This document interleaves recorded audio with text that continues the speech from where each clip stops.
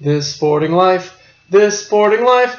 William Hartnell's role in this movie should have been much bigger. Because I love Doctor Who. I've told you that already, though, probably. Hello there, CriterioNate. Back once again. Number 417, Lindsay Anderson's This Sporting Life. 1963, 134 minutes, black and white. Really good movie. Fantastic stuff. I really like this. It's definitely going on the wish list. I don't know if I'm going to get it for the sale, but I'm going to get it at some point. I smell a Blu-ray. There's no Blu-ray for this, so, but I smell one coming someday soon. So I think I'm gonna hold off. There's some I ordered a couple for the say like Secret Honor, Clean Shaven. I don't know if those are ever gonna get a Blu-ray. They're just so. Yeah, they're ones that like I think like the ones that they do like 2 discs for are ones that they're probably gonna do. They usually do Blu-rays for over others because you can fit all the discs, usually fit all the supplements on one disc, one Blu-ray, and those are the ones that seem to always get the Blu-ray editions, the ones that had like a bunch of supplements on one disc, And I don't know if that's because of why it was or because the movies are just those movies are so good. I don't know, but anyway, I'm sure a Blu-ray Sporting Life upgrade is coming up eventually, so I'm probably going to hold off on getting this one, but I will be getting this one because this was a great movie. Just give you so what's it all about? So Richard Harris plays Frank. What is his last name? Frank Maglin, Frank Mashin, yeah, whatever it is. And he lives. He is a minor turned rugby player. He goes out to this club and gets into a fight with the manager of this rugby team, and his name's Weaver. And Johnson, this old man Johnson, who's played by William Hartnell, he ends up seeing him, and he recruits him to join the rugby team. And Frank is a very aggressive player. He shoves players around a lot and somehow gets away with it. And yeah, he's a very aggressive person overall. He lives in a small flat with his landlady, Margaret Hammond, who's usually referred to as Mrs. Hammond, who he sort of has feelings for, and I think she has feelings for him, but she doesn't reciprocate because she's still, in grief over losing her husband, Eric, who I guess he killed himself in some weird factory mishap or something like that. And so at one point he ends up making an advance on her, and she only goes along with it because they go out for Christmas, and so he really thinks that he has a chance with her, when in reality she's just really, she can't get over Eric. What else? Mrs. Weaver's wife ends up hitting on Frank, and he says no, and she's really pissed off at that. At one point, a lot of the backstory is told through this really trippy scene where Frank goes to the dentist to get his teeth filled after a fight or something, and I guess he ends up and while he's under the gas, he keeps cutting back and forth to when he started and all that good stuff. And then I think at one point he ends up going to a party afterwards and getting drunk, and it was a little tricky to figure out the order. That's why the reason I want to watch it again and try and figure out the timeline of events.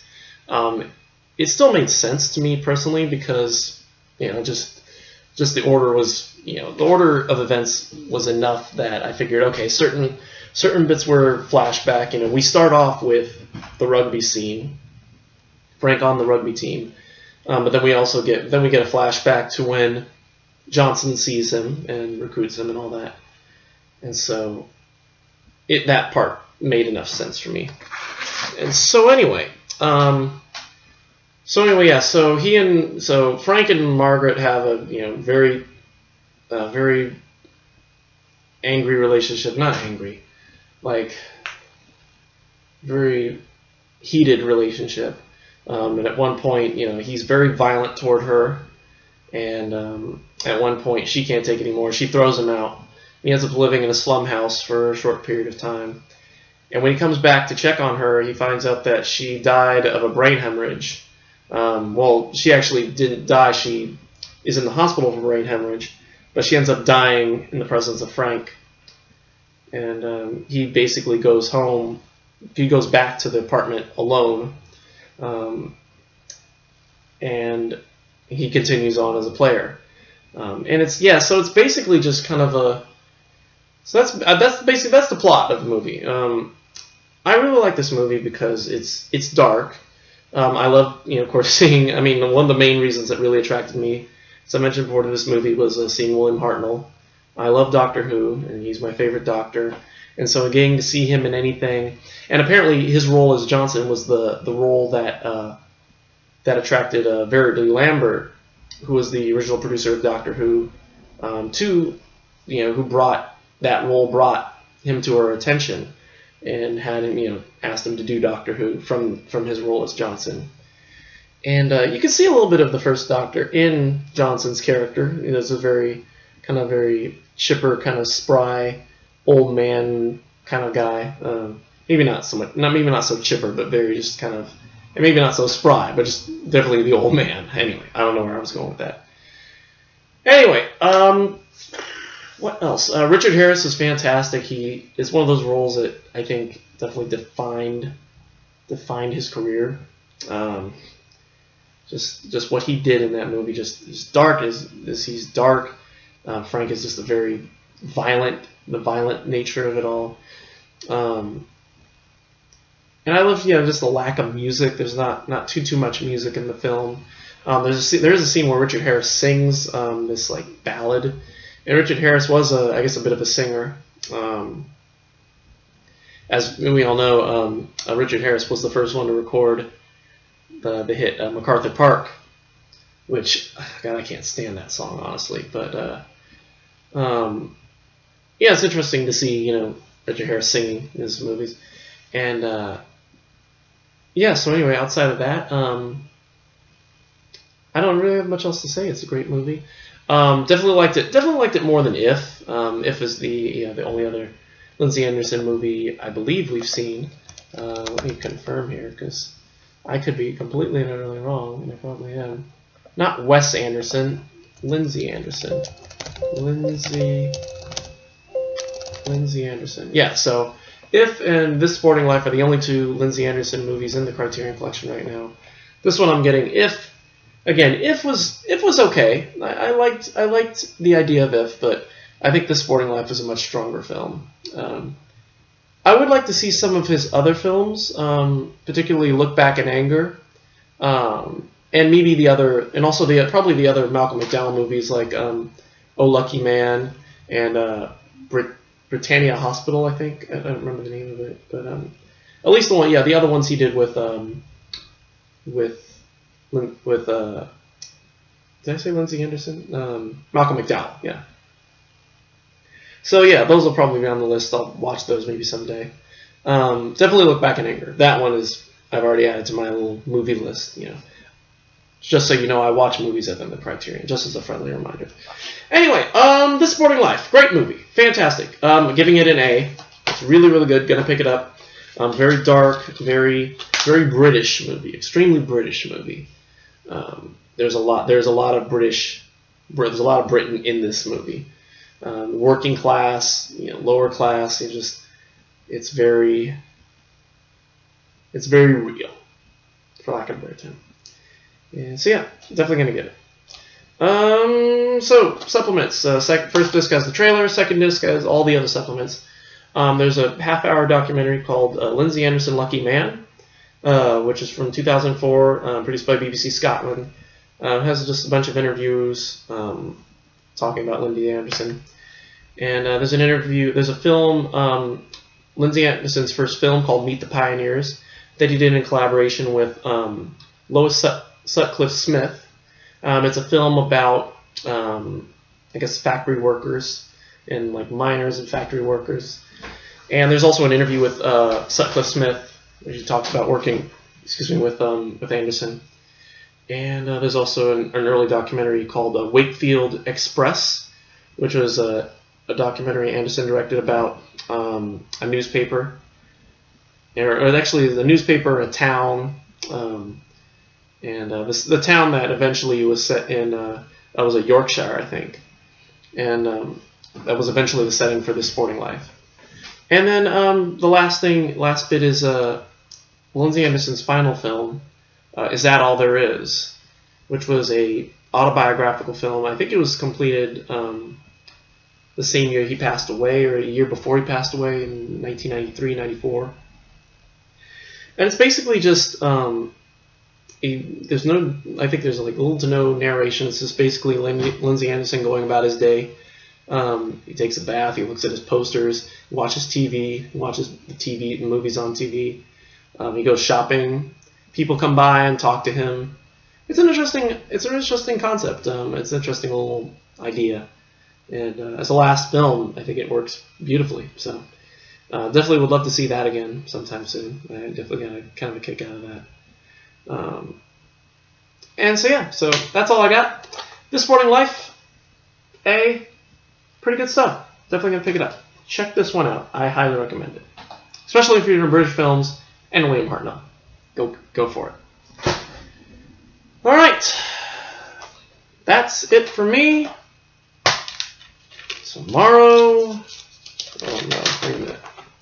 Tomorrow, oh come on, no.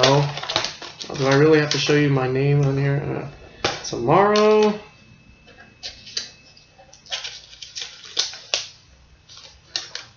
all right, this is what's happening tomorrow. That, dun dun dun, which is backwards probably. I don't know. I honestly don't know if these videos even show up the right way. But yeah, Berlin Alexanderplatz. It's here. It's happening. Finally. All however many discs. So anyway, just in case you've forgotten. So yeah, we're finally getting to this. This was number 412. I've been, holding off on this until I believed that I had enough time to do it. And now I think I have enough time to do it. Anyways, in case I didn't mention it before, I'm not doing this all in one day, understandably. I hope you guys understand. This is 940 minutes. That's over almost 16 hours. That's not happening in one day. I'm sorry. Not even on a day that, every day I can't spend 16 hours watching a TV series. Not even if I double sped it or something like that. It'd still be 8 hours or so, almost 8 hours. And then to say nothing of the supplements. The supplements, they don't total the supplements in here. And I think, there's a whole documentary. There's 2 more films. There's four other documentaries, and so it's all these interviews. So I have to pace myself. So we're gonna do a disc a day. I believe the first disc.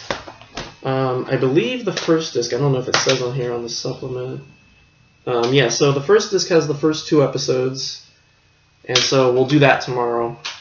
And then disc 2 we'll do on Saturday, the 18th, and that'll be parts 3 through 5, and then we'll do and then so on and so forth. We'll do disc 3 on Sunday, disc 4 on Monday, 5 on Tuesday, and so on and so forth, and then so on and so So anyway, so that's how we'll do it, and then I will probably I was considering just waiting and doing a review until it was all over, but no, I don't want to keep you guys waiting that long, and I don't want to do another movie at the same day to replace the space I'd be doing. So what I'll do is I will just serialize my review of Berlin Alexanderplatz. I will do a video for each disc, basically.